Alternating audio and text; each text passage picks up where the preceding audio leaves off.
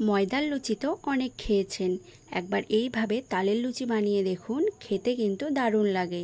তো চলুন রেসিপিটি দেখে নেওয়া যাক। নমস্কার বন্ধুরা, ওয়েলকাম টু প্রিয়ার রান্নাঘর। নতুন একটা রেসিপি দেখার জন্য সবাইকে স্বাগত। আজকে বানাবো তালের লুচি, তো চলুন রেসিপিটি দেখে নিই। তালের লুচি বানানোর জন্য এখানে নিয়ে নিয়েছি 1 বাটি পরিমাণ ময়দা, 1 চামচ কালো জিরে আর সামান্য পরিমাণে লবণ, আর নিয়ে নিচ্ছি 1 চামচ চিনি। চিনিটা একটু বেশি দিয়েছি, তাহলে খেতে একটু মিষ্টি মিষ্টি লাগবে। আর এখানে নিয়ে নিয়েছি 2 টেবিল চামচ সাদা তেল। এবার আমি ময়দাটাকে ভালো করে ময়াম দিয়ে নেব। দেখুন এইভাবে ডেলা পাকিয়ে গেছে, মানে ময়দাটা খুব ভালোভাবে ময়াম দেওয়া হয়ে গেছে। এবার এর মধ্যে দিয়ে দিচ্ছি সামান্য পরিমাণে তালের কাঠ।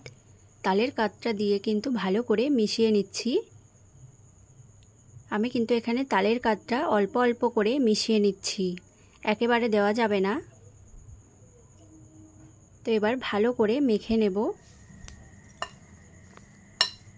তো দেখুন একটা সুন্দর ডো তৈরি করে নিয়েছি। ডোটা কিন্তু এমন সফট তৈরি করতে হবে, তাহলে লুচিগুলো খুব ভালো হবে। এবার আমি 10 মিনিট ডোটাকে ঢাকা দিয়ে রেখে দেব।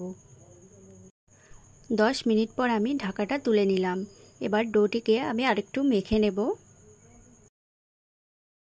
এবার ডো থেকে একটা একটা করে লেচি কেটে নিচ্ছি।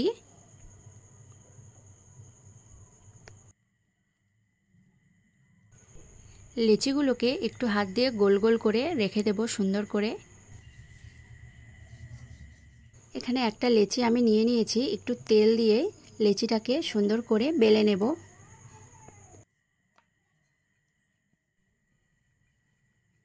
ওইদিকে তেলটা আমি গরম হতে বসিয়ে দিয়েছি। তেলটা গরম হয়ে গেছে, এবার লুচিটা আমি দিয়ে দিচ্ছি তেলের মধ্যে। লুচিটা হালকা ফুলে এসছে। এবার আমি একটু ছাঁকনির সাহায্যে সাইড থেকে একটু ওপরে তেলটা ছিটিয়ে দিয়েছি। দেখুন লুচিটা কত সুন্দর ফুলে উঠেছে। লুচিটা ভাজা হয়ে গেছে, এবার আমি লুচিটা তুলে নিচ্ছি। বাকি লুচিগুলো আমি ঠিক একইভাবেই তৈরি করে নিচ্ছি।